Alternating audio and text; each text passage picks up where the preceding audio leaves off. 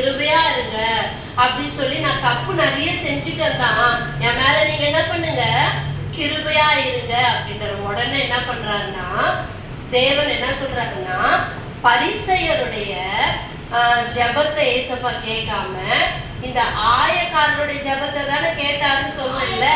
அப்போ இப்போ ஏசப்பா என்ன பண்ணிருக்கிறாருன்னா கிஃப்ட் கொண்டு வராரு. இது என்ன சொல்லுவாங்க, ஜக்கு தானே.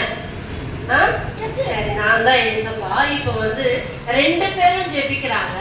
அதனால 2 பேரும் ஜெபிக்கிறதுனால ஏசப்பா என்ன பண்றாருன்னா தண்ணி எடுத்துட்டு அவங்க கேட்கறது என்ன பண்றாரு, கொடுக்குறாரு. ஃபர்ஸ்ட் யாருக்கு கொடுக்குறா, யார் இவங்க, பரிசேயருக்கு நான் வந்து ஊத்துறேன், அது உள்ள போதா வெளியே வருதா பாருங்க.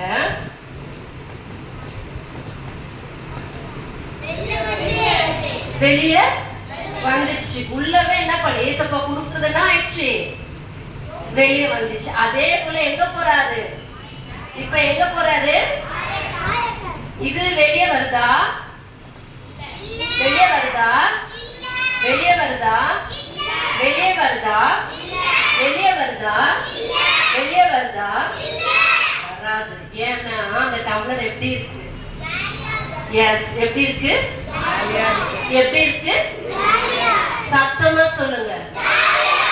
நான் ஒன்னே ஒண்ணு சொல்றேன் பிள்ளைங்களா, உங்களுக்கு உங்ககிட்ட என்ன இருந்தாலும் ஏசப்பா கிட்ட போயிட்டு, ஏசப்பா நான் ஒண்ணுமே இல்லை, என்னது நான் ஒண்ணுமே இல்லை, நான் ஒரு எம்டியா இருக்கிறேன் அப்படின்னு சொல்லி நீங்க கர்த்தருடைய சமூகத்துல ஏசப்பா கிட்ட போய் முழங்கால் படிட்டீங்கன்னா இந்த பரிசேயர் அங்கிள் மாதிரி வெளியே வராது. அவர் கொடுக்குற ஆசீர்வாதம் இந்த ஆயக்காரர் அங்கிள் மாதிரி எவ்வளவு கொடுத்தாலும் இவர் என்ன பண்ணிக்கிட்டே இருப்பாரு, வாங்கிக்கிட்டே இருப்பாரு. என்னது, அப்போ நீங்க எப்படி எளிமையா இருக்க போறீங்களா, பெருமையா இருக்க போறீங்களா?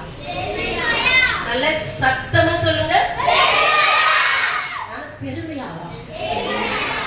சத்தமே சிங்கக்குட்டிங்க சொல்லுங்க பாப்போம்.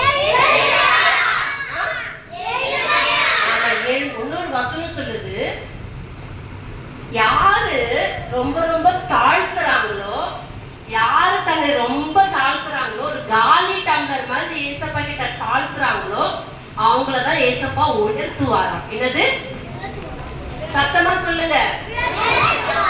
யாரு தாழ்த்தப்படுறாங்களோ அவங்கதான் என்ன பண்ணுவாரு, ஏசப்பா உயர்த்துவாராம். சரிங்களா? அப்ப நீங்க எல்லாம் எப்படி இருக்கணும் ஏசப்பா கிட்ட வந்து? சரி, நான் உங்களை கேட்கிறேன், டான்ஸ் கொண்டு போங்க. சரி, நான் உங்களை கேட்கிறேன், யாரெல்லாம் நல்லா படிப்பீங்க?